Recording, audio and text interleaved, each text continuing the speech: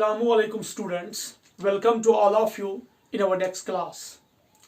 Dear students, last class में हमने breathing and gases exchange का लेक्चर नंबर 3 स्टडी किया, जिसमें हमने एक तो वो लंग वॉल्यूम्स और लंग कैपेसिटीज पढ़े, और सेकंड जो हमने इसमें पढ़ा था that was gaseous exchange between alveoli and blood capillaries.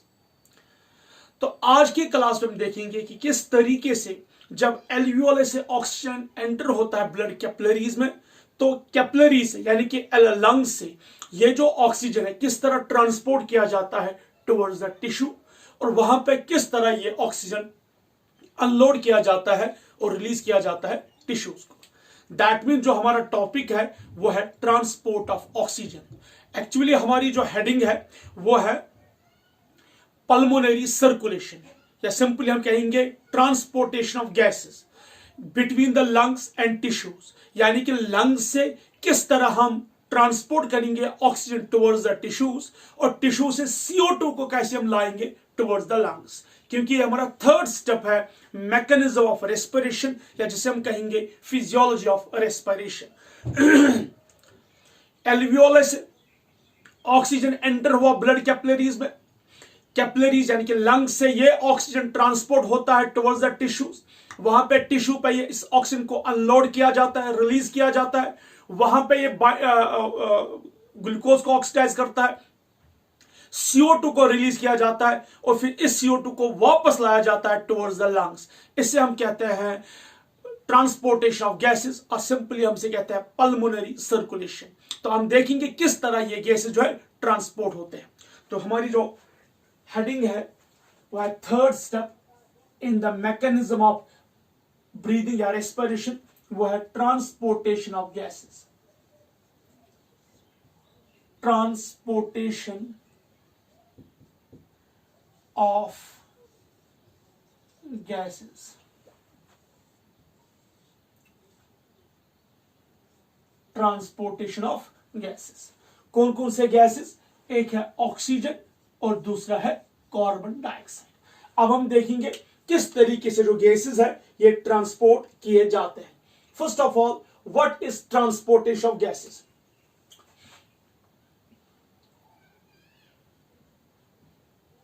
Movement of gases between lungs and tissues. Lungs और टिश्यूज के बीच में जो ये गैसेस की मूवमेंट हो रही है, इसे हम कहते हैं ट्रांसपोर्टेशन ऑफ गैसेस. इसमें हम सबसे पहले देखेंगे transport of oxygen. Transport of oxygen. Transport of oxygen. किस तरीके से ऑक्सीजन को ट्रांसपोर्ट किया जाता है टुवर्ड्स द लंग्स. तो ध्यान से देखिए बेटा, हमने लास्ट टाइम ये डायग्राम बनाई थी. ये एल्वियोले है और ये है कैपिलरी. ठीक है बेटा, यहां पे है पार्शियल प्रेशर ऑफ ऑक्सीजन एल्वियोले में 104 mm मर्करी. ये ऑक्सीजन जो है एंटर होता है ब्लड कैपिलरीज में. वहां पे कैपिलरीज में जो RBC होता है, तो ये ऑक्सीजन एंटर होता है RBC में, और वहां पे बाइंड होता है हीमोग्लोबिन के साथ. ध्यान से देखिए, 100 ml ऑफ ऑक्सीजनेटेड ब्लड. ध्यान से देखिए, हमने कौन सा ब्लड लिया? Oxygenated blood. किससे हम कहेंगे ऑक्सीजन ब्लड? जब ऑक्सीजन एंटर हुआ कैपिलरीज में, तो ये बन गया oxygenated blood. 100 ml of oxygenated blood, उसमें कितना ऑक्सीजन होता है? 20 ml of O2. 100 ml of oxygenated blood contains 20 ml of O2. 100 ml of oxygenated blood contains 15 milligram of hemoglobin. Actually 14.8 है, तो मैंने अप्रोक्सीमेट लिया 15 milligram of hemoglobin. 100 ml of oxygenated blood contains 15 milligram of hemoglobin. 1 ml of oxygenated blood contains 20 divided by 50 is equal to 1.34 oxygen, 1.34 oxygen, ठीक है। सो 1 ml of oxygenated blood contains 20 by 15 is equal to 1.34 oxygen, 1.34 ml oxygen, ठीक है। तो that means जो haemoglobin होता है, haemoglobin, इसमें दो पार्ट होते हैं, एक होता है हीम पार्ट और दूसरा होता है ग्लोबिन पार्ट। इसमें है हीम और ग्लोबिन। यह हमें पहले ही पता है कि जो हीमोग्लोबिन है यह बना है दो चीजों का, एक है हीम पार्ट और दूसरा है ग्लोबिन पार्ट। अगर हमें पढ़ा होगा लोअर क्लास में कि जो आरबीसी है इसमें कोई ऑर्गेनेलिज नहीं है, ना न्यूक्लियस है, ना कोई भी सेल ऑर्गेनेलिज है, इसके अंदर सिर्फ हीमोग्लोबिन पाया जाता है और इसके सराउंडिंग में एक मेम्ब्रेन है जिसे हम कहते हैं डोनेंस membrane. So haemoglobin contains haem and globin. जो ग्लोबिन है इसमें होते हैं 2 अल्फा एंड 2 बीटा चेन्स, यानी इसमें 4 पॉलीपेप्टाइड चेन्स हैं, 2 अल्फा एंड 2 बीटा। तो ध्यान से देखिए, यह है alpha chain, this is beta polypeptide chain. तो 4 पॉलीपेप्टाइड चेन्स है। अब ध्यान से देखिए, जो हीम होता है, हीम में होता है 4 पॉरीफायरिन रिंग्स, पॉरीफायरिन रिंग्स। जो हीम पार्ट होता है इसमें 4 पॉरीफेरिन रिंग्स होते हैं। देखिए, ये अल्फा की एक रिंग, ये दूसरे अल्फा की, ये 3rd एंड 4th, ये 4 हम कहेंगे पॉलीफेरिन रिंग्स है। ये अल्फा, ये भी अल्फा, ये बीटा, ये भी बीटा, ठीक है बेटा। 4 पॉलीफेरिन रिंग्स, और 4 पॉलीफेरिन रिंग्स में, या मैं यहां पे नोट करता हूं, 4 पॉलीफेरिन रिंग्स में क्या होता है, इसमें होता है 4 Fe2 पॉजिटिव, यानी कि एक पॉलीफेरिन रिंग में एक आयरन आयन होता है। तो 4 पॉलीफेरिन रिंग्स में कितने आयन्स होते हैं, 4 आयरन आयन्स। तो यहां देखिए, this is Fe2 positive, Fe2 positive, Fe2 positive, this Fe2 positive. एक हीम में 4 पॉलीफेरिन रिंग्स, एक पॉलीफेरिन रिंग में एक आयन होता है, मेटल आयन, दैट्स आयरन। तो 4 पॉलीफेरिन रिंग्स में 4 आयरन आयन्स होते हैं, ठीक है। नाउ एक आयरन एक ऑक्सीजन के साथ बाइंड होता है, that means 4 iron binds with 4 oxygen molecules. 4 iron 4 oxygen molecule के साथ बाइंड होगा, यानी कि एक आयरन एक ऑक्सीजन मॉलिक्यूल के साथ बाइंड होगा, तो 4 आयरन जो है 4 ऑक्सीजन मॉलिक्यूल्स के साथ बाइंड होगा। सपोज दिस ब्लैक जो है, दिस एन ऑक्सीजन मॉलिक्यूल, यह ऑक्सीजन मॉलिक्यूल। तो that means 4 iron 4 oxygen molecule के साथ बाइंड होगा। इन नटशल हम कहेंगे कि एक हीमोग्लोबिन 4 ऑक्सीजन मॉलिक्यूल के साथ बाइंड होगा। 1 haemoglobin binds with 4 oxygen molecules. This is very important. मैं इसको रिकॉल कर रहा हूं।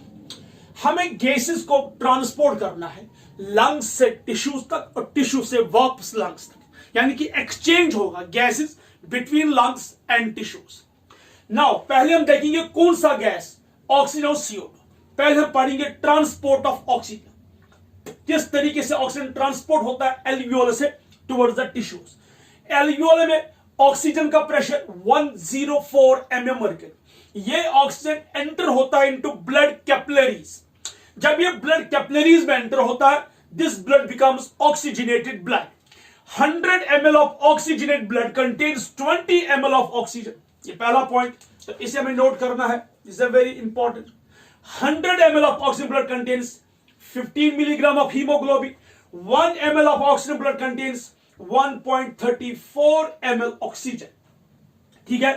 हीमोग्लोबिन में हीम पार्ट और ग्लोबिन पार्ट होता है। ग्लोबिन में 2 अल्फा एंड 2 बीटा चेन्स, एक अल्फा एक बीटा एंड एक बीटा, 4 पॉलीपेप्टाइड चेन्स, और ये आपस में अटैच होता है बाय डाइसल्फाइड बॉन्ड्स, ठीक है।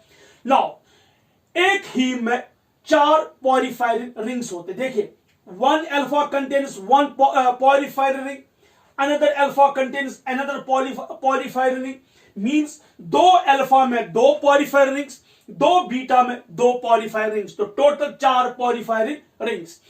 और एक porphyrin ring contains 1 metal ion, that's iron, Fe2 positive, ये यहां पे नोट कीजिए, Fe2 पॉजिटिव, ठीक है। तो एक आयरन पे एक पॉलीफायरिन रिंग में एक आयरन आया, तो 4 पॉलीफायरिन रिंग में 4 आयरन आयन्स। एक आयन एक ऑक्सीजन के साथ बाइंड होता है, तो 4 आयरन 4 ऑक्सीजन मॉलिक्यूल्स के साथ बाइंड होता है। सिंपली वी कैन से कि एक हीमोग्लोबिन 4 ऑक्सीजन मॉलिक्यूल्स के साथ बाइंड होता है, ठीक है। सो 1 haemoglobin binds with 4 oxygen molecules. अब आगे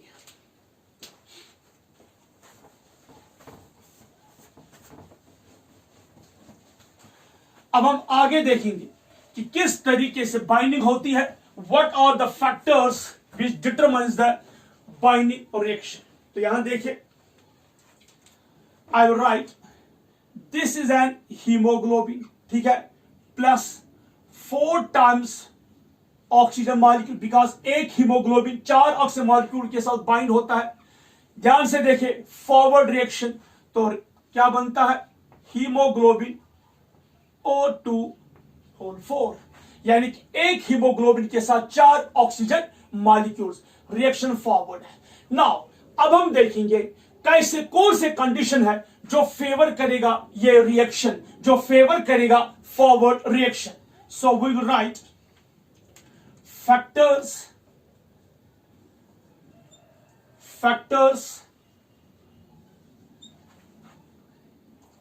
which determines फॉरवर्ड रिएक्शन, जो फॉरवर्ड रिएक्शन को कंट्रोल करेंगे। ध्यान से देखिए, सबसे पहले ध्यान से, what are the factors which determines the forward reaction. जब हम नॉर्मल कंडीशन लेंगे, पहला पॉइंट, एक पार्ट, एट नॉर्मल कंडीशन, जब कंडीशंस क्या होंगे, नॉर्मल, उस वक्त पीएच कितना होगा, 7.4, ठीक है। CO2 की लेवल क्या होनी चाहिए, decrease, that time the CO2 level should be very much minimum, CO2 की लेवल क्या होनी चाहिए, कम। और हेल्दी, एक और पॉइंट है, हेल्दी, एंड कि person is not diseased, healthy है, तब क्या होगा, 100 ml of oxygenated blood, 100 ml of oxygenated blood contains 20 ml of O2. Factors which determines forward reaction, उसमें मैंने पहले लिया नॉर्मल कंडीशन, जब पीएच नॉर्मल होगा, जब CO2 लो होगा, जब हेल्दी कंडीशन होगी, जब टेम्परेचर भी लो होगा, 100 ml ऑफ ऑक्सीजनेटेड हीमोग्लोबिन, या जो 100 ml ऑफ ऑक्सीजनेटेड ब्लड हम लिखेंगे, oxygenated blood contains how many ml of oxygen, 20 ml of O2. 100 ml of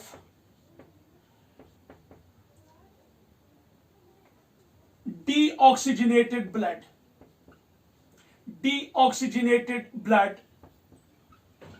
यानी कि जो वीनस ब्लड होता है, जो वीन्स का ब्लड होता है, 100 ml of deoxygenated blood contains 15 ml of oxygen. दोनों पॉइंट्स को कंपेयर करके देखिए बेटा, 100 ml ऑफ ऑक्सीजनेटेड ब्लड जो आर्टेरियल ब्लड है, 20 ml of O2, 100 ml of deoxygenated blood, कितना ऑक्सीजन है, 15 ml ऑफ O2। गो जो हमारी वीन्स होती है, जो कैरी करता है डीऑक्सीजनेटेड ब्लड, उसमें 15 ml ऑफ ऑक्सीजन होता है, यानी कि वहां पे 15 ml ऑक्सीजन बाइंड होता है, किसके साथ, हीमोग्लोबिन के साथ। तो दैट मीन्स आर्टरीज में कितना है, 20 ml, वीन्स में कितना है 15 ml, तो टिश्यू को कितना ऑक्सीजन दिया जाएगा? Therefore, oxygen delivered to tissues, कितना ऑक्सीजन डिलीवर किया जाएगा टिश्यूज को? कितना?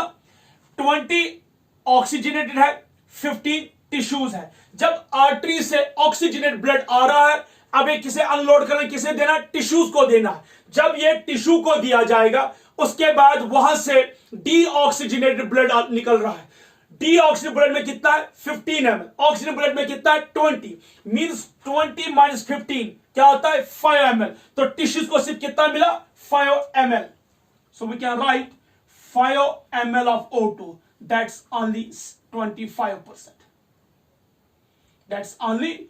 सो सिर्फ और सिर्फ 25% ऑक्सीजन, यानी कि दैट्स 5 ml O2 दिया जाता है किसे? टिश्यूज को। मैं एक बार फिर रिपीट करना चाहता हूं, या मैं थोड़ी एक डायग्राम बनाऊंगा, आप ध्यान से देखिए, आपको समझ आएगा।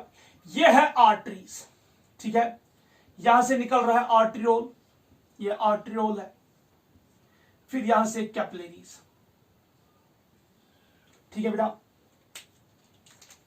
यहां से अब वेन्यूल्स, और ये यहां से वीन। ब्लू लाइन से जो मैंने दिखाया ये वीन्स है। इसमें जो 100 ml ऑफ डीऑक्सीजन ब्लड है, उसमें कितना ऑक्सीजन है? सो यहां मैं लिखूंगा 15 ml ऑफ O2। यहां पे कितना है? यहां पे है 20 ml ऑफ O2, ठीक है, 20 ml of O2, 15 ml of O2, ध्यान से देखिए। और यहां पे है टिश्यूज, ठीक है। यहां से जो आर्टरी से आता है, आर्टरी में कितना है 20 ml, इसने ऑक्सीजन से दिया, कितना दिया ध्यान से देखिए। यहां से जो ब्लड निकलता है वीन्स में, इसमें कितना है 15 ml। यहां से कितना आया? यहां से आया 20 ml, यहां से कितना निकला 15 ml ऑफ ऑक्सीजन, यहां से कितना है 20 ml ऑफ ऑक्सीजन। दोनों को कंपेयर कीजिए, यह आर्टेरियल ब्लड है, ऑक्सीजनेटेड ब्लड है, यह डीऑक्सीजनेटेड ब्लड है, बीच में कैपिलरीज है जो टिश्यू को अनलोड कर रहे हैं। तो आर्टरी से आता है 20 ml ऑफ ऑक्सीजन, और जब वीन से वो ब्लड निकल रहा है उसमें 15 ml ऑफ ऑक्सीजन होता है। सो इन दो को डिफरेंस हम जब देखेंगे तो इस बीच से 5 ml ऑक्सीजन किसे दिया गया है? टिश्यूज को दिया गया है। इस बात को प्लीज एंड प्लीज अंडरस्टैंड कीजिए।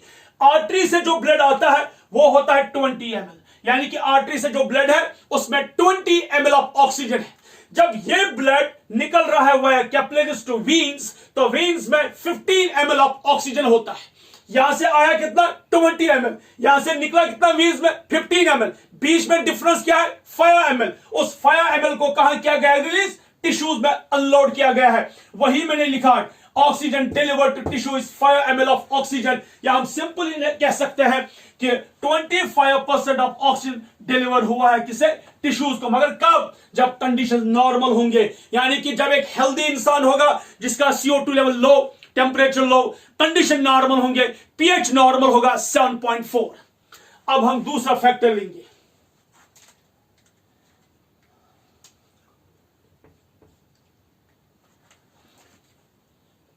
Eight स्ट्रीनस exercise.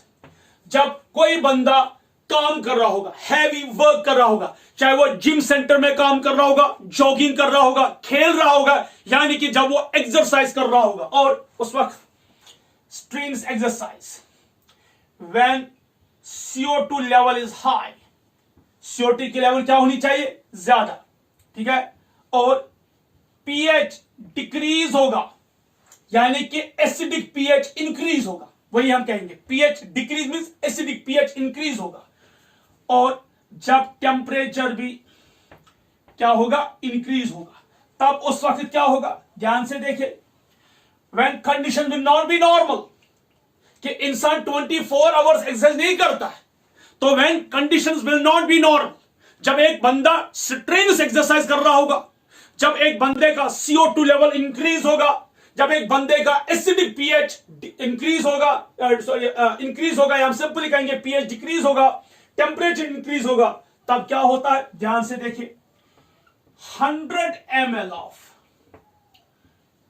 deoxygenated blood, मैंने ऑक्सीजन ब्लड की बात की, वो तो पता ही है 20 ml. 100 ml of deoxygenated blood contains only 5 ml of O2. Only 5 ml of, कब? जब एक बंदा एक्सरसाइज कर रहा होगा, जब एक बंदे का CO2 लेवल इंक्रीज होगा, जब एक बंदे का एसिडिक पीएच इंक्रीज या सिंपली पीएच डिक्रीज होगा, जब एक टेम्परेचर इंक्रीज होगा, तब 100 ml ऑफ डीऑक्सीजन ब्लड में कितना ml ऑक्सीजन है? 5 ml. ऑक्सीजन ब्लड में कितना ऑक्सीजन है? 20 ml. तब टिश्यू को कितना ऑक्सीजन मिलेगा? 20 minus 5, 15 ml. Therefore, oxygen delivered to tissues कितना है? 15 ml of O2. 15 ml of O2. So 15 ml of oxygen deliver किया गया है टिश्यूज को. So that is 75%. That is 75% oxygen.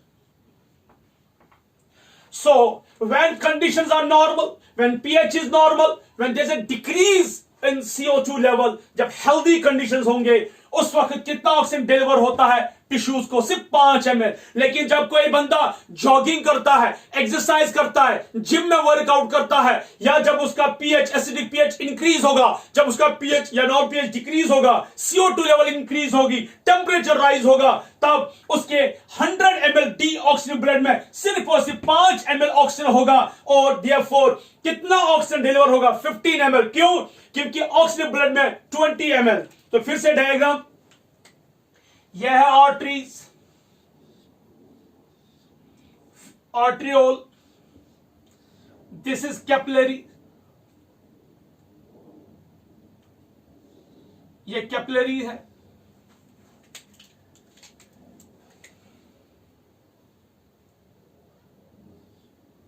Venules,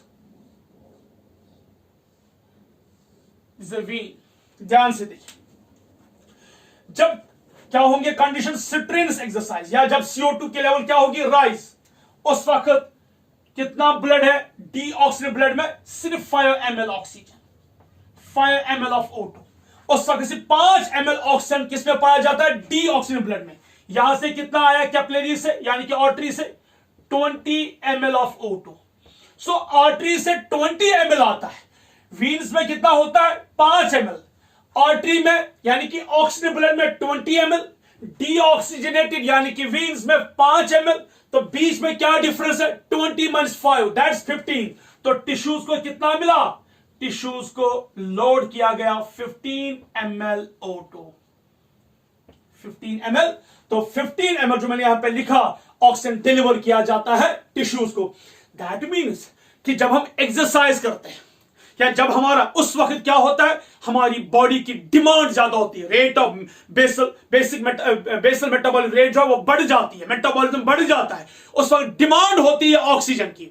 तो ज्यादा से ज्यादा ऑक्सीजन हमें चाहिए, ज्यादा से ज्यादा ऑक्सीजन हमें अनलोड करना है टिश्यूज को, ज्यादा से ज्यादा ग्लूकोज ऑक्सीडाइज होगा, ज्यादा से ज्यादा CO2 राइज होगा, तो ज्यादा से ज्यादा CO2 बाहर निकाला जाएगा. वही हमने लिखा, CO2 कब राइज होगा, कब लेवल ऑफ CO2 इंक्रीज होगी? जब ज्यादा से ज्यादा ऑक्सीजन डिलीवर होगा, जब ज्यादा से ज्यादा ग्लूकोज ऑक्सीडाइज होगा. वो कब होता है? जब बेसल मेटाबॉलिक रेट BMR बढ़ जाएगा, तो उसी वक्त पीएच भी इंक्रीज होगा. तो वही हमने कहा कि 15 ml ऑफ O2 डिलीवर होता है कब? When conditions are not normal, यानी कि जब CO2 ज्यादा होगा या स्ट्रेनस एक्सरसाइज. तो ध्यान से देखिए इन दोनों पॉइंट्स को, these are very important points, इन पे अक्सर क्वेश्चंस पूछे जाते हैं. ठीक है. सो नॉर्मल कंडीशन में सिर्फ 5 ml ऑक्सीजन को डिलीवर किया जाता है. ठीक है. और स्ट्रेनस एक्सरसाइज में या जब CO2 राइज होगा, टेम्परेचर राइज होगा, एसिडिक पीएच राइज होगा, तब सिर्फ 15 ml of O2, that 75% of oxygen deliver किया जाता है tissues. Is that clear? Now जब मैंने कहा haemoglobin binds with oxygen to form oxyhaemoglobin, तो ऑक्सीहीमोग्लोबिन बनना, उसके बाद इसको डिसोशिएट होना, ये दो चीजें. पहले हम कहते हैं haemoglobin binds with oxygen to form oxyhaemoglobin. What are the conditions which determines the oxyhaemoglobin formation? and what are the factors which causes the loading of hemoglobin with oxygen. हमने देखा नॉर्मल कंडीशंस में oxygen blood में 20 ml और डीऑक्सीजन blood में 15 ml, तो सिर्फ tissue को 5 ml. Stress exercise में इंक्रीज इन CO2 या pH या टेम्परेचर, तब डीऑक्सीजन ब्लड में से 5 ml of O2 and 15 ml deliver किया जाता है टिश्यूज को. ये हमने दो चीजों को कंपेयर किया. अब हम देखेंगे जब ये ऑक्सी हीमोग्लोबिन बन गया तो ये डिसोशिएट कैसे होता है, ये किस तरह अनलोड करता है ऑक्सीजन को, और ये ऑक्सीजन किस तरह डिलीवर किया जाता है किनको, टिश्यूज को. तो टिश्यूज को ऑक्सीजन देने के लिए यानी कि ऑक्सी हीमोग्लोबिन डिसोशिएट होना चाहिए. जो HB यहां पे देखिए, जो HB ऑक्सीजन यानी कि जब ऑक्सीजन किसके साथ लोड हुआ, हीमोग्लोबिन के साथ, यहां पे तो रिएक्शन फॉरवर्ड हो रही है. तो कौन से फैक्टर्स है जो रेगुलेट करेंगे ऑक्सी हीमोग्लोबिन के डिसोसिएशन को. तो आप ध्यान से देखिए यहां पे एक पॉइंट,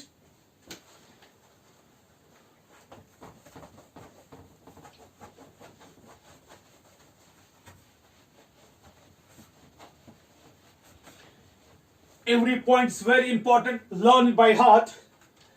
यहां पे हीमोग्लोबिन बाइंड हुआ ऑक्सीजन के साथ, ऑक्सी हीमोग्लोबिन बना. कौन कौन सा फैक्टर है, तो ध्यान से देखिए. सबसे पहला फैक्टर ए, ध्यान से देखिए, जो O2 की कंसेंट्रेशन है वो इंक्रीज होनी चाहिए, सबसे ज्यादा होनी चाहिए. बी, जो CO2 की कंसेंट्रेशन है वो लो होनी चाहिए. सी, जो एसिडिक pH या प्रोटॉन की कंसेंट्रेशन है वो भी क्या होनी चाहिए, लो. डी, जो टेम्परेचर है वो भी क्या होना चाहिए, लो. So these are the factors which regulates oxyhemoglobin formation. कौन कौन से factor, high concentration of O2, high concentration of O2, low concentration of CO2, CO2 की कंसेंट्रेशन लो होनी चाहिए, low proton concentration, low concentration of protons, low temperature. ये factors regulate करते हैं forward reaction. So oxy haemoglobin कब बनेगा, जब oxygen की कंसेंट्रेशन ज्यादा होगी. तो अब कंपेयर कीजिए पूरी बॉडी में ये कंडीशंस कहां पे होंगे, ये कंडीशन सिर्फ टिश्यूज में है, क्योंकि टिश्यूज में ऑक्सीजन की कंसेंट्रेशन बिल्कुल ज्यादा है, कैपिलरीज, ठीक है, क्योंकि उस वक्त एल्वियोल में कितना प्रेशर है ऑक्सीजन का, 104 mm मरकरी. उस वक्त डी ऑक्सीजन ब्लड में ऑक्सीजन की कंसेंट्रेशन कितनी है, 40 mm मरकरी. अब जरा देखिए कार्बन डाइऑक्साइड की कंसेंट्रेशन यहां पे कितनी है, या यहां छोड़िए इसकी बात करेंगे. CO2 का है 45 mm मरकरी. अब ध्यान से देखिए यहां पे एल्वियोल में, लंग्स में ऑक्सीजन की कंसेंट्रेशन ज्यादा है, टिश्यू में यानी कि कैपिलरीज में कम है. तो पहला ही हायर कंसेंट्रेशन ऑफ O2, क्योंकि जो एल्वियोलाई ऑफ लंग्स में कंसेंट्रेशन ऑफ O2 ज्यादा है, ये डिटरमाइन करता है बाइंडिंग विद हीमोग्लोबिन. उस वक्त CO2 की कंसेंट्रेशन, क्योंकि देखिए कैपिलरीज में CO2 नहीं बनता, CO2 प्रोड्यूस होता है टिश्यूज के पास. हमने टिश्यू से कार्बन डाइऑक्साइड लाया है, तो डेफिनेटली यहां पे लंग्स के पास CO2 की लेवल क्या होगी, कम. तो concentration of CO2, concentration of proton and temperature low होगा, जो डिटरमाइन करेंगे ऑक्सी हीमोग्लोबिन फॉर्मेशन. अब जरा ध्यान से देखिए, यही जो कंसेंट्रेशन ऑफ ऑक्सी हीमोग्लोबिन हमने देखा किस तरह बनता है, कौन कौन से फैक्टर्स है, चाहे वो ऑक्सीजन की लेवल हो, जब ऑक्सीजन की लेवल ज्यादा होगी, जब CO2 की लेवल कम होगी, जब टेम्परेचर लो होगा, जब एसिडिक pH लो होगा, उस वक्त ऑक्सी हीमोग्लोबिन बनता है. So oxy haemoglobin formation is controlled by number 1 factor, when the concentration of O2 rises, when the concentration of O2 is high. जब ऑक्सीजन की कंसेंट्रेशन ज्यादा होगी ऑक्सी हीमोग्लोबिन बनेगा, जब CO2 की कंसेंट्रेशन लो होगी ऑक्सी हीमोग्लोबिन बनेगा, जब प्रोटॉन की कंसेंट्रेशन लो होगी ऑक्सी हीमोग्लोबिन बनेगा, और जब टेम्परेचर लो होगा ऑक्सी हीमोग्लोबिन बनेगा. These are the factors which regulates, determines oxy haemoglobin haemoglobin formation. और मेरे बच्चों, पूरी बॉडी में एक ही जगह है जहां पे ऑक्सीजन की कंसेंट्रेशन ज्यादा होगी, दैट्स एल्वियोलाई। एल्वियोलाई लंग्स की जो है वहां पे ऑक्सीजन की कंसेंट्रेशन ज्यादा है, इसलिए वहां पे ऑक्सी हीमोग्लोबिन बनता है। लेकिन जब ये ब्लड ऑक्सीजन को ट्रांसपोर्ट करता है, ऑक्सीजन को कैरी करता है टुवर्ड्स द टिश्यूज, अब हम देखेंगे टिश्यूज के पास ये ऑक्सी हीमोग्लोबिन कैसे डिसोशिएट होगा। सो हम एक दूसरी रिएक्शन यहां पे लिखेंगे, इसी रिएक्शन को फॉरवर्ड करते हुए HbO2 होल 4, ये डिसोशिएट होगा Hb twice O2, sorry 4 times O2।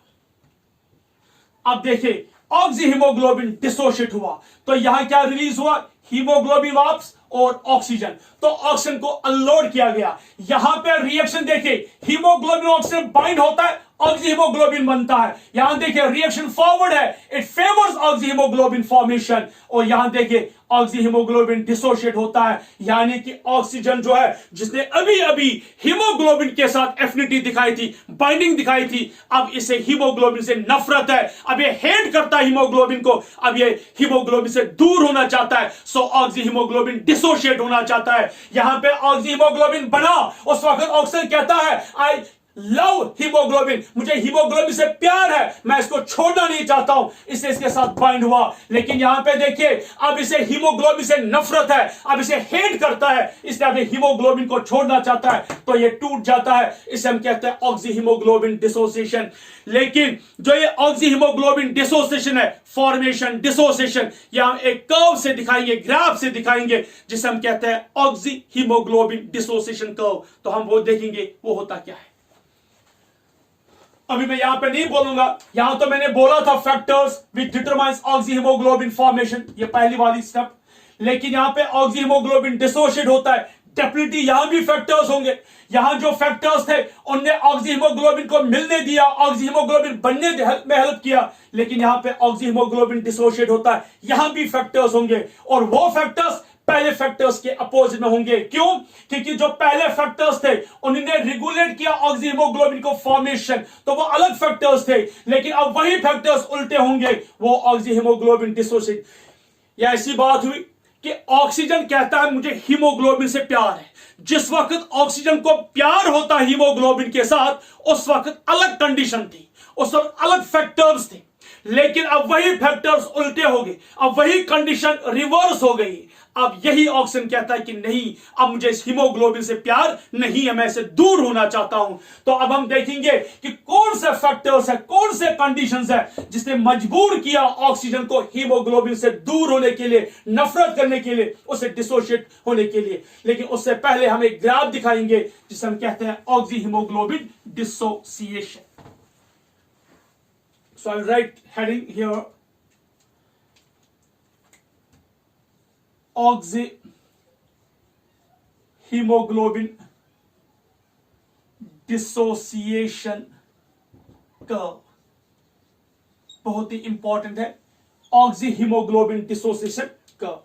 Graph डालने से पहले एक पॉइंट यहां पे नोट कीजिए बेटा, ये नोट है, बहुत ही इंपॉर्टेंट है। जो O2 है ये किस तरह ट्रांसपोर्ट होता है, 97% ये ट्रांसपोर्ट होता है in the form of HbO2 whole 4, यानी कि 97% ऑक्सीजन बाइंड होता है किसके साथ, हीमोग्लोबिन के साथ।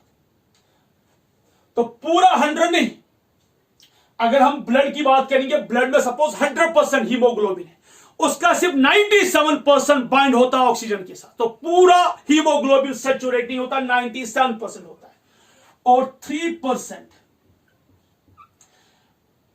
इन dissolved state, in dissolved state. So 97% oxygen binds with haemoglobin. तो हम यह कहेंगे oxygen is transported from alveoli towards the tissue in two forms. One is oxyhemoglobin 97% and other is 3% in dissolved state. तो इस point को please and please वहां पे note कीजिए कि ऑक्सीजन जो है वो ट्रांसपोर्ट होता है 97% as oxyhemoglobin, 3% as an dissolved state. So I will graph डालूंगा मैं यहां पे, for that I have to, मैं से रब करूंगा बेटा। 97% ट्रांसपोर्ट होता है in the form of oxyhaemoglobin. Graph किस किस के बीच में डाला जाएगा, यहां तो मैं डिफिनेशन लिखना भूल ही गया था, चलिए बाद में देखेंगे। ग्राफ डाला जाएगा ऑक्सीजन, यहां से पार्शियल प्रेशर ऑफ O2, सो ये ऑक्सीजन का, और यहां से how much haemoglobin gets saturated, तो यहां से oxyhaemoglobin that is the saturated haemoglobin, और यहां से partial pressure of O2।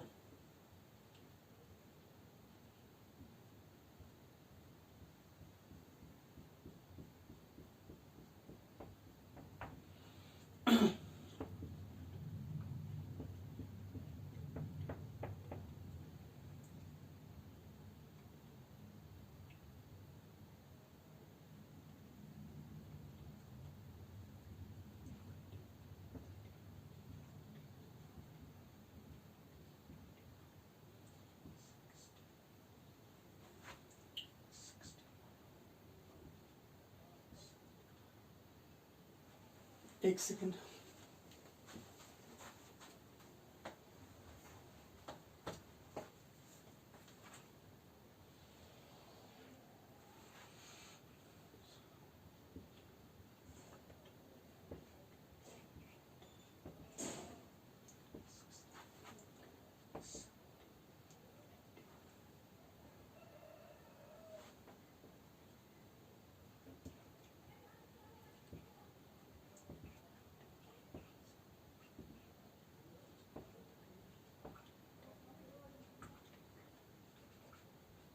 One 104, यह है पार्शियल प्रेशर ऑफ O2, ठीक है।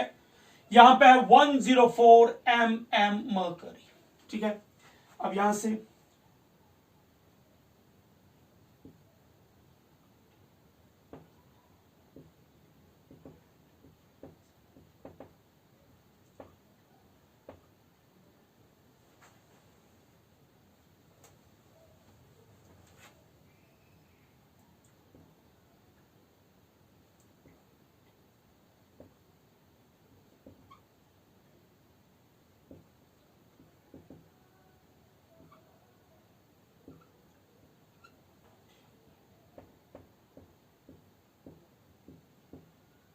यहां से ऑक्सी हीमोग्लोबिन फॉर्मेशन, ठीक है। अब ध्यान से देखिए, एट 104 mm, अभी मैंने कहा जब एल्वियोल में कितना प्रेशर होता है 104, so I will write here alveoli, जब एल्वियोल में 104 mm मर्करी प्रेशर है, तब कितना ऑक्सीजन बाइंड होता है हीमोग्लोबिन के साथ 97%। अभी मैंने कहा 97% हीमोग्लोबिन सैचुरेट होता है ऑक्सीजन के साथ, लेकिन उस वक्त एल्वियोल में प्रेशर कितना होता है 104 mm mercury. So 104 mm mercury at 104 mm mercury, उस वक्त क्या है, ये 90 है, ये 97 है, 97,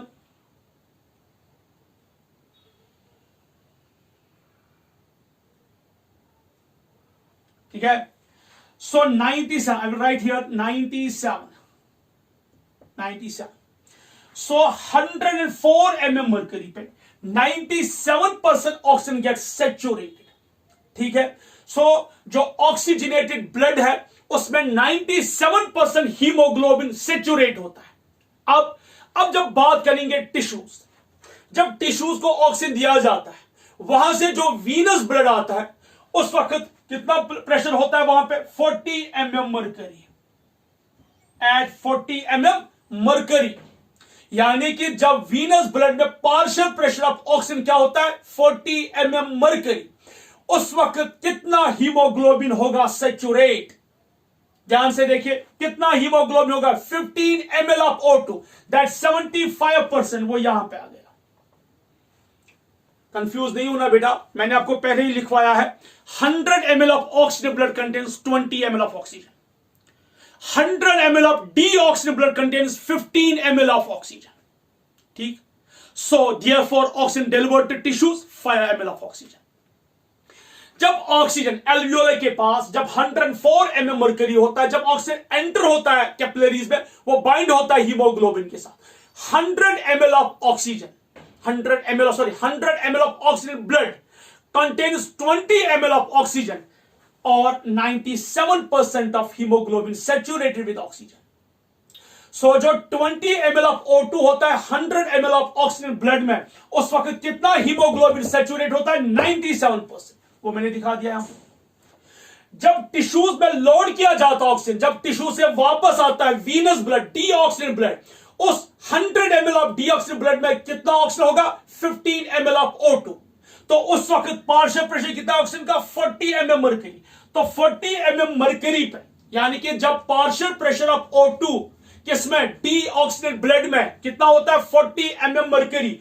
उस वक्त कितना ऑक्सीजन होता है हीमोग्लोबिन के साथ? 15%, 15 ml, that is 75%। So we can write 75%।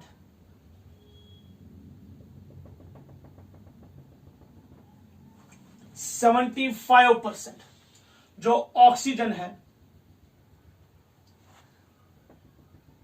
वो बाइंड होता है।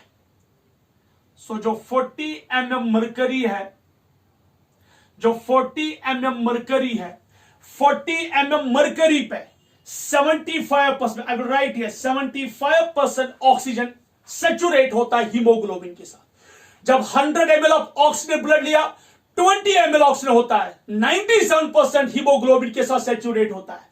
जब वीनस ब्लड की बात करेंगे, डीऑक्सीजन ब्लड की बात करेंगे, 40 mm मर्करी होता है पार्शियल प्रेशर ऑफ O2, उस वक्त 15 ml ऑक्सीजन होता है किसमें? डीऑक्सीजन ब्लड में, यानी कि 75% हीमोग्लोबिन के साथ सैचुरेट होता है। तो जरा हम ग्राफ डालेंगे यहां पे।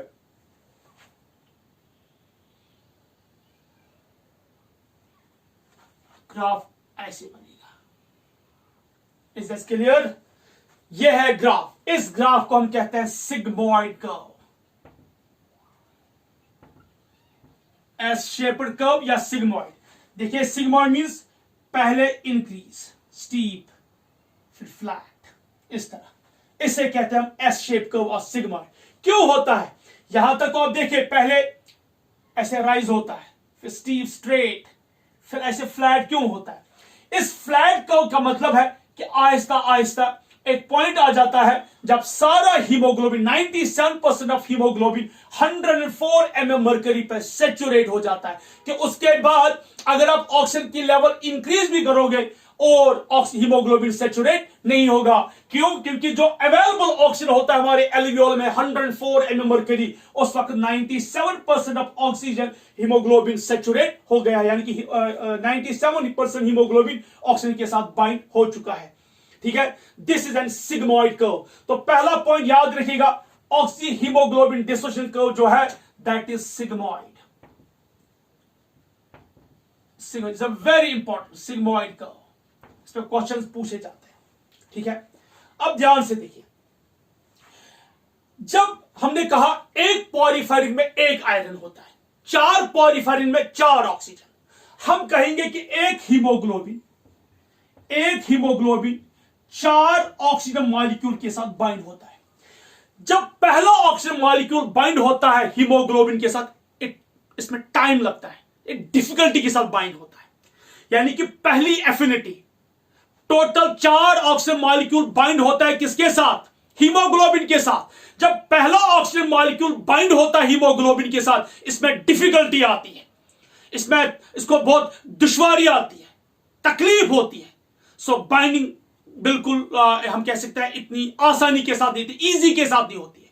लेकिन जब पहला ऑक्सीजन बाइंड होता है, जब पहला ऑक्सीजन मॉलिक्यूल बाइंड हुआ हीमोग्लोबिन के साथ, यह हीमोग्लोबिन को मोल्ड करता है, सॉफ्ट करता है, इतना सॉफ्ट कि इस हीमोग्लोबिन को अब दूसरे ऑक्सीजन मॉलिक्यूल के साथ प्यार होता है, प्यार बढ़ने लगता है।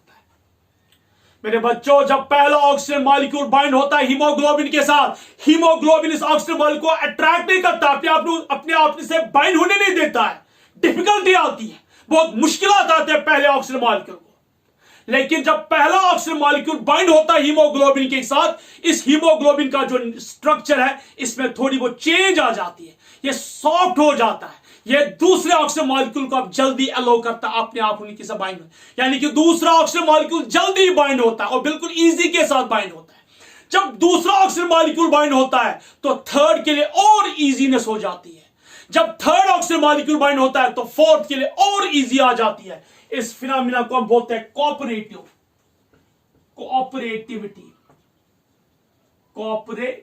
What is cooperativity?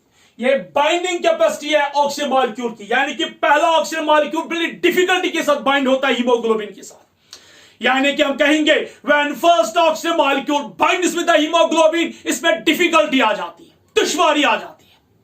लेकिन जब दूसरा ऑक्सीजन मॉलिक्यूल बाइंड होता है तो हीमोग्लोबिन जो है वो सॉफ्ट हो जाता है, वो जल्दी अलो करता है दूसरे ऑक्सीजन मॉलिक्यूल को हीमोग्लोबिन के साथ बाइंड होने में। तो दूसरे ऑक्सीजन मॉलिक्यूल को वो डिफिकल्टी नहीं होती जो पहले वाले को होती। जब थर्ड ऑक्सीजन मॉलिक्यूल बाइंड होता है तो जो डिफिकल्टी फर्स्ट और सेकंड को हुई है वो थर्ड को नहीं होती है। तो दैट मींस फर्स्ट ने कोऑपरेशन दिखाई सेकंड के लिए, सेकंड और फर्स्ट ने कोऑपरेशन दिखाई थर्ड के लिए। जब थर्ड बाइंड होता है तो फोर्थ के लिए और इजी हो जाता है। तो that means first second third ने कोऑपरेशन दिखाई फोर्थ के लिए। So first molecule shows cooperation for second molecule shows cooperation for third molecule shows cooperation for fourth molecule। इस तरह ये molecules हीमोग्लोबिन के साथ बाइंड हो जाते हैं। यहां एक ध्यान से एक पॉइंट देखिए, 50% ऑफ ऑक्सीजन, यानी कि हम बात करेंगे 50% जो हीमोग्लोबिन है ये 4 ऑक्सीजन मॉलिक्यूल से बाइंड होता है। तो जब 50% ऑक्सीजन यानी कि 2 ऑक्सीजन मॉलिक्यूल, वो हम लेंगे यहां पे 50%,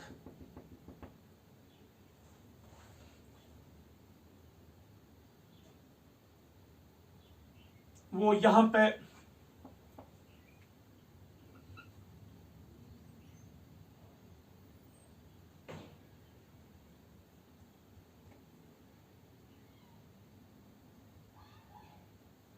mm mercury.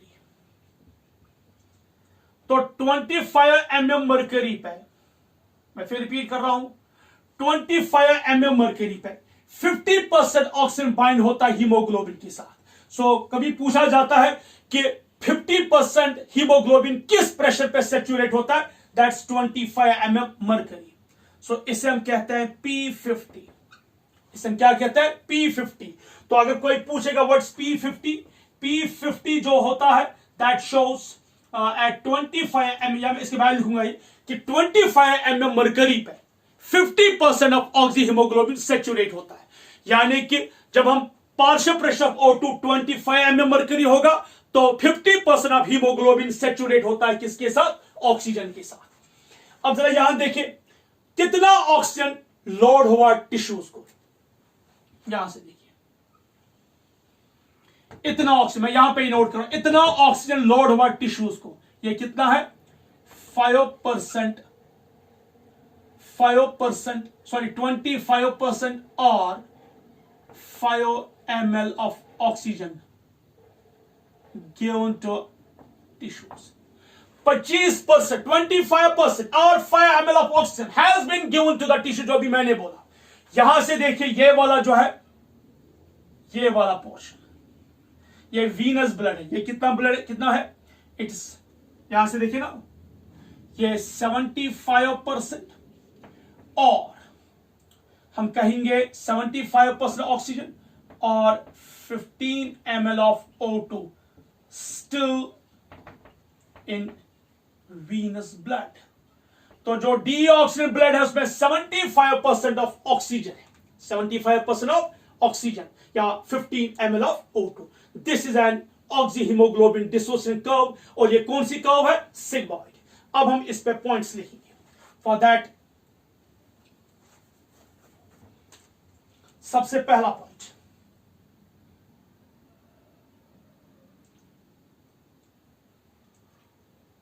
Oxyhaemoglobin dissociation curve क्या है?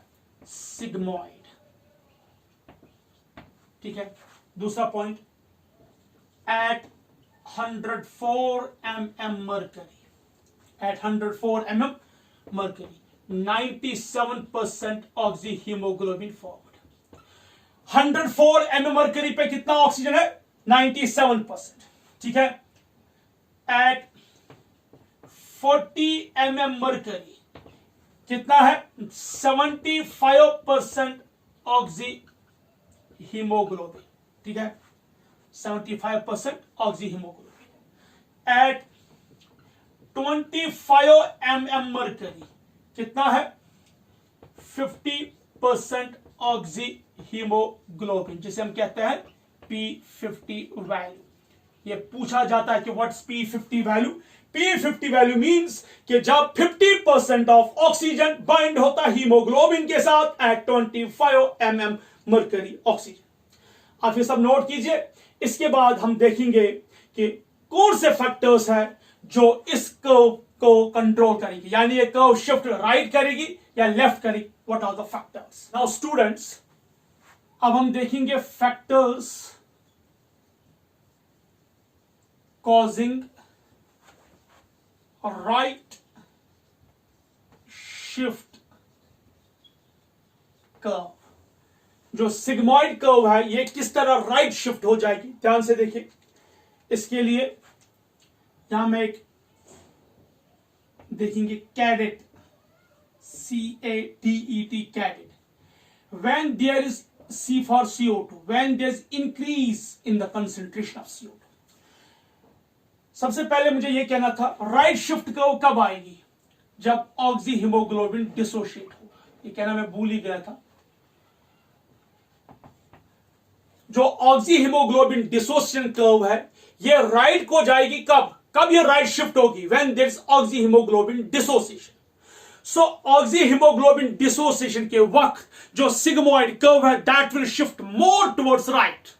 तो राइट शिफ्ट कब आएगी? When oxy haemoglobin dissociation occurs. कब ऑक्सी हीमोग्लोबिन डिसोशिएट होगा? When there is increase in CO2 concentration. ठीक है, A for acidic pH, acidic pH. तो जब एसिडिक पीएच इंक्रीज होगा यानी कि प्रोटॉन की कंसंट्रेशन राइज होगी। D स्टैंड्स फॉर, ध्यान से देखो बेटा, जो आरबीसीज है इनमें माइटोकॉन्ड्रिया नहीं होता है, तो इनमें एनएरोबिक रेस्पिरेशन होती है, यानी कि इनमें ग्लाइकोलिसिस होती है, नो क्रेब्स साइकिल। तो ग्लाइकोलिसिस के दौरान एक कंपाउंड बनता है जिसका नाम है 2,3 डाइफॉस्फोग्लाइसरेट, डाइफॉस्फोग्लाइसरेट। तो डाइफॉस्फोग्लाइसरेट की कंसंट्रेशन क्या होगी? इंक्रीज होगी। E stands for exercise. जब एक इंसान स्ट्रेंथ एक्सरसाइज वर्कआउट करता है तब। And T stands for temperature, जब टेम्परेचर राइज होगा। सो CO2 के इंक्रीज होने से क्या होगा? जो हीमोग्लोबिन और ऑक्सीजन के बीच में एफिनिटी है वो कम हो जाती है। When there is high concentration of CO2 तो हीमोग्लोबिन को ऑक्सीजन के साथ एफिनिटी नहीं रहती है, जिसकी वजह से हीमोग्लोबिन ऑक्सीजन को रिलीज करता है और बाइंड होता है किसके साथ? CO2 के साथ। वही हमने कहा when there is increase in concentration of CO2, जितना ज्यादा CO2 इंक्रीज होगा CO2 ऑक्सीजन को डिस्प्लेस करेगा हीमोग्लोबिन के साथ और खुद उसके साथ बाइंड होगा। Point number 1। Point number 2, acidic pH, यानी कि when there is a increase in concentration of proton, या इसके बाद हम पढ़ेंगे एक इफेक्ट है Bohr effect. Increase in proton concentration, जो प्रोटॉन है वो हीमोग्लोबिन के साथ बाइंड होता है, ऑक्सीजन को रिलीज करता है ताकि CO2 वहां पे बाइंड हो जाएगा। या simply I will put it in this कि जब प्रोटॉन हीमोग्लोबिन के साथ बाइंड होगा, when proton will bind with haemoglobin. फिर से सुन, जब प्रोटॉन किसके साथ बाइंड होगा? हीमोग्लोबिन के साथ बाइंड होगा। ऑक्सीजन और हीमोग्लोबिन के बीच में जो अफेक्शन है वो कम हो जाता है, डिक्रीज हो जाता है, एफिनिटी कम होगी। तो जब एफिनिटी कम होगी ऑक्सीजन और हीमोग्लोबिन के बीच में जो एसोसिएशन है वो लूज हो जाएगा, कमजोर पड़ जाएगा। CO2 डिस्प्लेस करेगा ऑक्सीजन को, खुद उसके साथ बाइंड होगा। So it is proton and CO2. When the concentration of proton rise, when the concentration of CO2 rise, the association, the binding between hemoglobin and oxygen, that will become weak, that will become loose, that will get decreased, जिसकी वजह से oxygen को release किया जाता है और खुद CO2 proton उसके साथ बाइंड होता है। See the third and most important, 2,3 DPG। मैंने अभी आपको बोला आरबीसीज के अंदर जब एनएरोबिक रेस्पिरेशन यानी कि ग्लाइकोलिसिस होती है उस वक्त एक कंपाउंड बनता है 2,3 डाइफॉस्फोग्लिसरेट। जो डाइफॉस्फोग्लिसरेट है इसके बाइंड जो ये बनता है इसे हीमोग्लोबिन के साथ एफिनिटी होती है, इसे अफेक्शन होता है, इसे लव होता है हीमोग्लोबिन के साथ। जब हीमोग्लोबिन को इसके साथ लव हो जाता है तो उसे ऑक्सीजन जो है भूल जाता है, वो ऑक्सीजन को रिलीज करता है क्योंकि एट ए टाइम एक साथ ना वो दोनों के साथ बाइंड नहीं हो सकता है, इसे दो में से एक को चूज करना है। जब ऑक्सीजन की लेवल कम होती है, जब ऑक्सीजन की कंसेंट्रेशन कम होती है उस वक्त हीमोग्लोबिन किसके साथ बाइंड होता है 2,3 डाइफॉस्फोग्लिसरेट के साथ। जो डाइफॉस्फोग्लिसरेट है इसकी कंसेंट्रेशन राइज हो चुकी है, ऑक्सीजन की कंसेंट्रेशन कम हो चुकी है, तो डाइफॉस्फोग्लिसरेट बाइंड होता है हीमोग्लोबिन के साथ और ऑक्सीजन को रिलीज किया जाता है। सो तीन इंपॉर्टेंट चीज है, increase in CO2 concentration, increase in proton concentration, increase in 2,3 डाइफॉस्फोग्लिसरेट की कंसेंट्रेशन और डिक्रीज इन O2 कंसेंट्रेशन। क्या होता है कि ये चारों जो है हीमोग्लोबिन के साथ बाइंड होता है और ऑक्सीजन को रिलीज करते हैं। So they cause oxy haemoglobin dissociation. Exercise तो पहले ही पता है क्योंकि उस वक्त डिमांड होती है ज्यादा ऑक्सीजन की, और जो टेम्परेचर है जब टेम्परेचर राइज होता है तो हीमोग्लोबिन को एफिनिटी नहीं होती है किसके साथ, ऑक्सीजन के साथ। जरा आप इस कैडेट के लिए हम एक ग्राफ डालेंगे, ध्यान से देखिए ग्राफ डालेंगे हम। ये ग्राफ तो अभी मैंने डाला इसलिए मैं शॉर्ट में ही दिखाऊंगा। यहां 97% और यहां 104 mm मरकरी। तो यहां पे ऐसे हम ग्राफ बनाएंगे, अभी जो मैंने ग्राफ डाला, ठीक है। यहां पे ये 0 है, सो यहां कहीं पे 40, 50, 60, 70, 80, 90, 100। अब जरा यहां देखिए,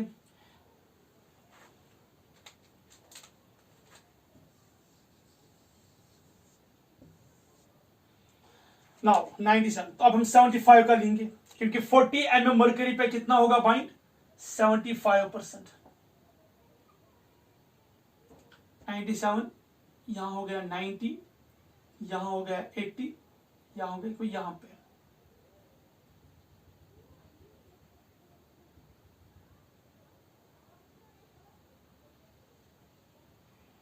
ठीक है बेटा। सो ग्राफ हम ऐसे डालेंगे,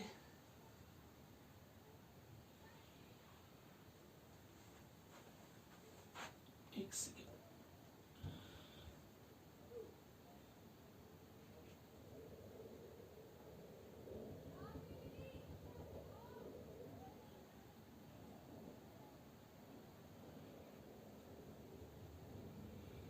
तो इस तरह हम ग्राफ डालेंगे, ठीक है, सिग्मोइड का, ठीक है। ये 40 mm मरकरी और ये 104 mm mercury. Is it clear? ये किसकी बात कर रहा हूं मैं? अब मैं यहां से देखिए, अब फैक्टर्स कॉजिंग राइट शिफ्ट। तो राइट शिफ्ट क्या है?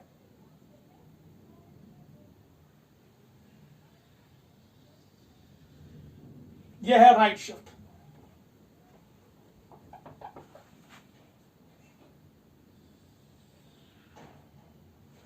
This is the right shift. जो ब्लू लाइन से मैंने दिखाई यह है राइट शिफ्ट। सो यहां हम लिखेंगे इसको राइट शिफ्ट कर्व। कब होगी राइट शिफ्ट कर्व? जब ऑक्सी हीमोग्लोबिन डिसोसिएशन होगा। ध्यान से देखिए, what are the factors which cause right shift curve? When there is increase in CO2, the affinity between oxygen and hemoglobin decrease. क्या मुझे एक रिएक्शन भी लिखनी पड़ेगी? HbO2 whole 4 breaks into Hb into 4 times oxygen. ठीक है? So when there is increase in CO2, oxyhemoglobin dissociates. Curve will shift right. When there is increase in proton concentration, oxyhemoglobin dissociates, curve will shift right. When there is increase in 2,3 diphosphoglycerate, oxyhemoglobin dissociates, curve will shift right. When there is exercise or temperature increase, oxyhemoglobin dissociates and curve will shift right. तो जो ये right shift curve है, ये कब आती है हमें? When there is increase in cadit, that's increase in cadit. जब कैडिट क्या होगा? इंक्रीज। कैडिट बोले तो C for carbon dioxide increase होगा, A for acidic pH increase होगा, D फॉर 2,3 DPG इंक्रीज होगा, E फॉर एक्सरसाइज इंक्रीज होगा and T temperature increase होगा। ठीक है, नाउ ये किसके लिए हमने डाला, factors causing right shift curve. सो किस पीएच पे, 40 mm मर्करी पीएच पे। अब जरा यहां देखें, हाउ मच ऑक्सीजन इज, ये ऑक्सीजन लोड किया जाता है टिश्यूज को, और ये ऑक्सीजन डिसोसिएशन। तो यहां देखिए, व्हेन देयर इज डिसोसिएशन तो इतना ऑक्सीजन रिलीज किया जाता है किनको, टिश्यूज को। नाउ अब हम देखेंगे curve factors which causes the curve shift towards the right. उससे पहले एक पॉइंट यहां पे कहना भूल ही गए बेटा, एक साइंटिस्ट का नाम था बोहर, इसे हम कहते हैं बोहर इफेक्ट। देखिए बोहर ने क्या कहा, बोहर ने कहा when there is increase in CO2 and proton, oxyhemoglobin dissociates and curve will shift towards right. So increase in CO2 and protons causes oxyhemoglobin dissociation. यानी कि जब ऑक्सीजन और जब CO2 और प्रोटॉन क्या होगा, increase, when there is increase in CO2 and proton oxyhaemoglobin dissociate, जब oxyhaemoglobin dissociate होगा तब oxygen is released to tissues and curve will shift towards right. तो कर्व कहां जाएगी, राइट को जाएगी। तो कब कर्व जाएगी right, When there will be sigmoid curve, कब होगी राइट, सिग्मोइड कर्व तब होगी राइट जब ऑक्सीहीमोग्लोबिन डिसोशिएट होगा। कब ऑक्सीहीमोग्लोबिन डिसोशिएट होगा, जब CO2 एंड प्रोटॉन की जो कंसेंट्रेशन है ज्यादा होगी। मैं रिपीट कर रहा हूं, when there is increase in CO2 and proton concentration, oxyhemoglobin dissociates, oxygen is released to tissues, the curve will shift towards right। ये पहली बार स्टडी किया बोहर ने, इस इफेक्ट को हम बोलते हैं बोहर इफेक्ट। अब हम देखेंगे फैक्टर्स which causes right लिखा, left shift। So next, what are the factors which causes left shift?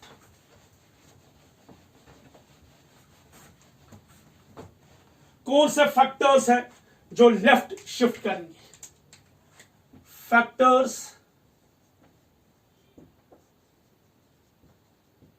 causing left shift curve, यानी कि सिग्मोइड कर्व किस तरह लेफ्ट को जाएगी। तो ध्यान से देखो बेटा, पहला, when there is decrease in CO2, जब कंसेंट्रेशन जो CO2 की क्या होगी, डिक्रीज। बी, जब प्रोटॉन की कंसेंट्रेशन भी क्या होगी, डिक्रीज।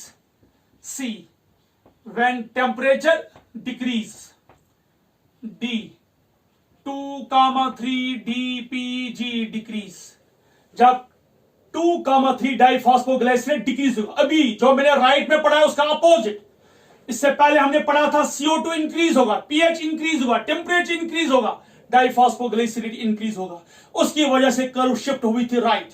लेकिन कर्व शिफ्ट कहां होगी, टुवर्ड्स लेफ्ट। कब, When there's a decrease in CO2, जब CO2 की कंसेंट्रेशन कम होगी, प्रोटॉन की कंसेंट्रेशन कम होगी, टेम्परेचर कम होगा और 2,3 डाइफॉस्फोग्लाइसरेट डिक्रीज होगा, और तब डी ई, जो फीटल हीमोग्लोबिन है, फीटल हीमोग्लोबिन, ध्यान से देखिए, फीटस में, मां के यूट्रस में जो हीमोग्लोबिन, फीटस में जो हीमोग्लोबिन है, जो फीटल हीमोग्लोबिन है उसके पास होते हैं 2 अल्फा एंड 2 गामा पॉलीपेप्टाइड। वहां पे बीटा पॉलीपेप्टाइड चेन नहीं होती है, याद रखिए। जो फीटस होता है, फीटस का जो हीमोग्लोबिन होता है उसमें 2 alpha and 2 gamma polypeptide chain होते हैं, वहां बीटा पॉलीपेप्टाइड चेन नहीं, उसके बदले गामा पॉलीपेप्टाइड चेन होती है। तो उसकी वजह से जो एफिनिटी होती है हीमोग्लोबिन को ऑक्सीजन के साथ, वो 30% ज्यादा होती है एज मैटरनल ब्लड और adult hemoglobin। So fetal hemoglobin has 30% more affinity किसके साथ, with oxygen than इससे हम कम देन मैटरनल ब्लड, मैटरनल या adult haemoglobin. It's a very important point.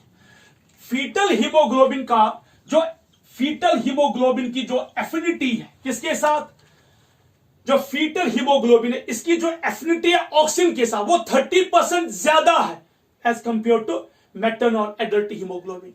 मां के यूट्रस में जो बेबी पल रहा है उसे चाहिए ऑक्सीजन, उसका हीमोग्लोबिन ऑक्सीजन के साथ बाइंड होना चाहता है।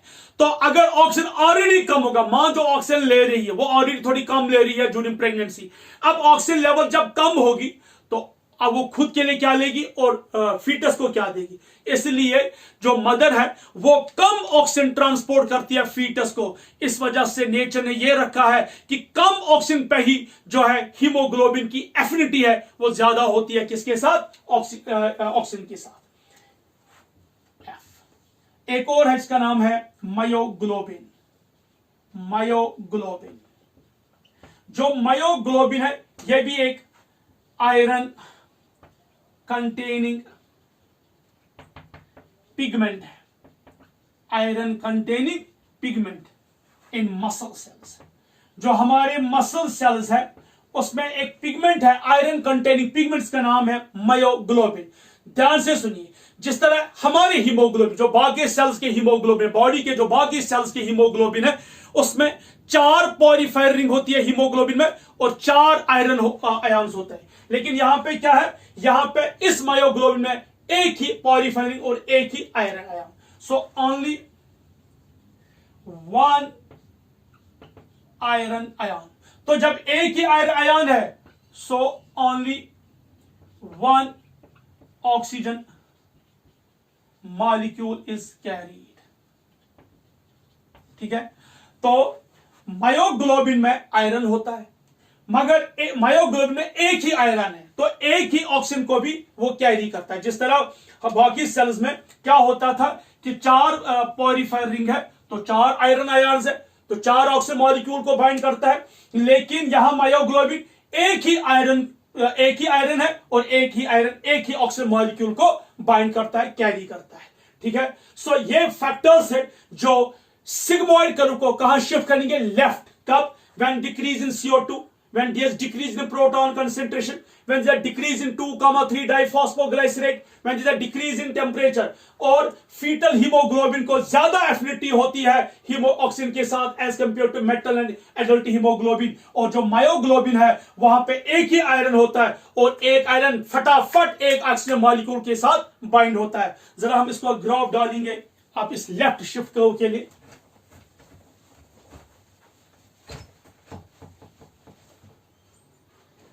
When we draw the graph, ध्यान से देखिए बेटा,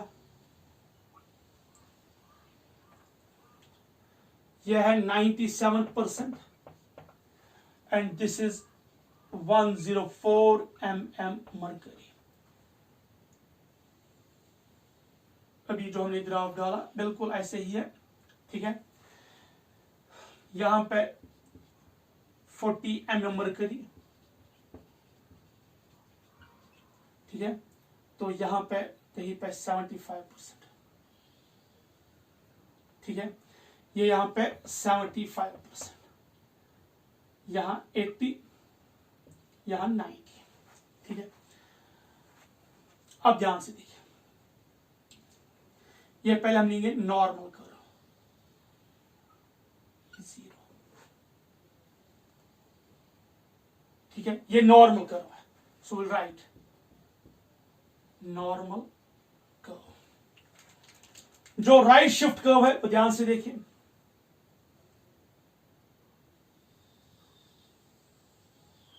ये राइट शिफ्ट कर्व है, so I will write here right shift curve. ये नॉर्मल कर्व है, ये राइट शिफ्ट कर्व है। अब हमें कौन सी कर्व डालनी है, लेफ्ट कर्व। तो लेफ्ट कर्व जो है उस वक्त ऑक्सी हीमोग्लोबिन जो है, कार्बन डाइऑक्साइड जो है वो कम है, decrease in CO2, decrease in proton, decrease in 2,3 phosphoglycerate, decrease in temperature. तो उस वक्त जो है ऑक्सी हीमोग्लोबिन है अभी डिसोशिएट नहीं हो रहा है, तो हम ये वाली कर्व डाल रहे हैं।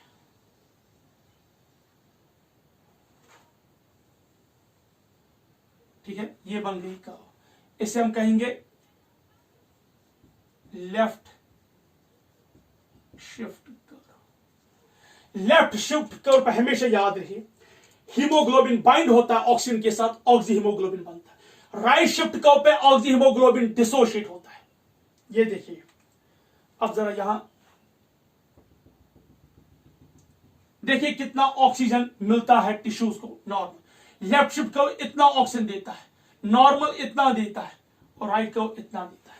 ठीक है, सो ये लेफ्ट शिफ्ट कर्व है, ये राइट शिफ्ट कर्व है, और ये नॉर्मल कर्व है। अब जरा ध्यान से देखिए, मायोग्लोबिन की बात हम करेंगे। जो मायोग्लोबिन है, मायोग्लोबिन एक ही, मायोग्लोबिन के पास एक आयरन है और एक ही ऑक्सीजन बाइंड होता है। तो जरा यहां देखिए, वो एक ही ऑक्सीजन के साथ बाइंड होता है और फटाफट उसके साथ बाइंड हो जाता है। ठीक है, तो जो मायोग्लोबिन है वो एक ही ऑक्सीजन के साथ, उसके पास एक ही आयरन है और एक ही ऑक्सीजन के साथ बाइंड होता है। तो उसकी जो कर्व है, ये देखिए, ये है मायोग्लोबिन की कर्व।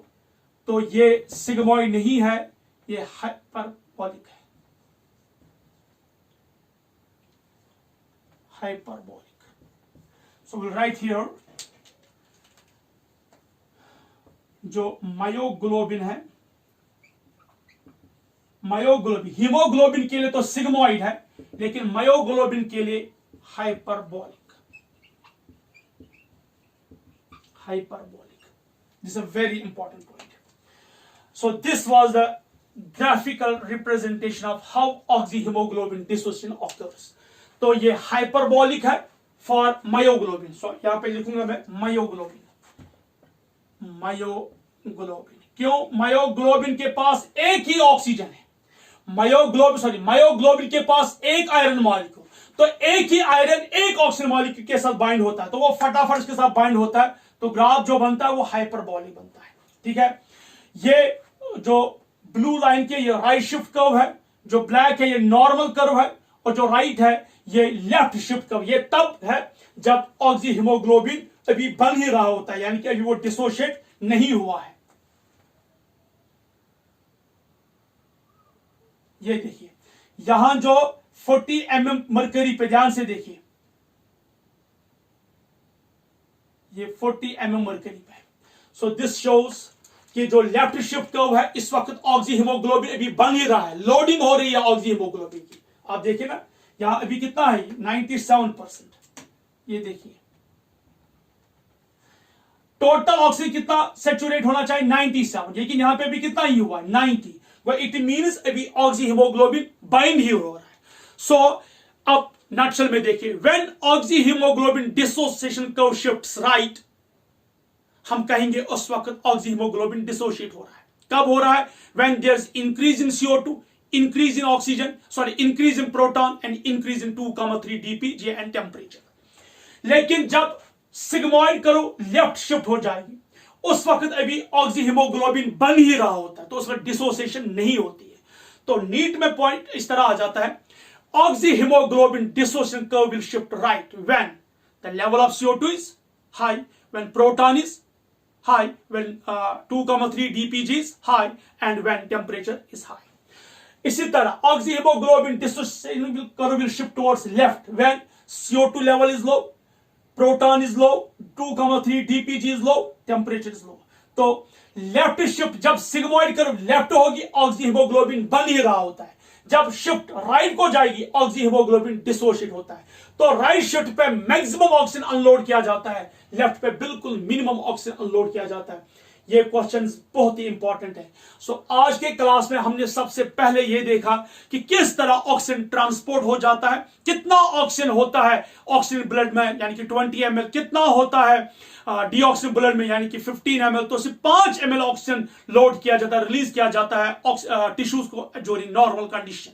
लेकिन जब कंडीशन एडवर्स होंगे, यानी कि stress exercise, increase in CO2, proton, 2,3 dpg, temperature, exercise etcetera, उस वक्त क्या होता है कि जो ऑक्सी हीमोग्लोबिन है वो जो डीऑक्सीजन ब्लड है उसमें से 5 ml ऑक्सीजन होता है, तो 15 ml ऑफ ऑक्सीजन जो है वो रिलीज किया जाता है टिश्यूज को, दैट 75%। Is a clear. और हमने बोर इफेक्ट पढ़ा और ऑक्सीहीमोग्लोबिन डिसोसिएशन कर्व्स पढ़ी। नेक्स्ट क्लास में हम देखेंगे कि किस तरह कार्बन डाइऑक्साइड को ट्रांसपोर्ट किया जाता है towards the lungs and respiratory disorders, जो आखिरी क्लास आखिरी लेक्चर रहता है इस ब्रीदिंग एंड गैशियस एक्सचेंज में। Till than happy learning and have a good day. अस्सलामु अलैकुम वरहमतुल्लाहि वबरकातुहू। आज कुछ ज़्यादा इसमें ग्राफिकल रिप्रेजेंटेशन से प्रेजेंट इस ग्राफिकल हमने देखा। कहीं पे कोई कुछ क्वेश्चन हो, कुछ भी हो, आप मुझे इनबॉक्स में टेक्स्ट कर सकते हैं और you can directly call me. Till than happy learning and have a good day. अस्सलामु अलैकुम वरहमतुल्लाहि वबरकातुहू।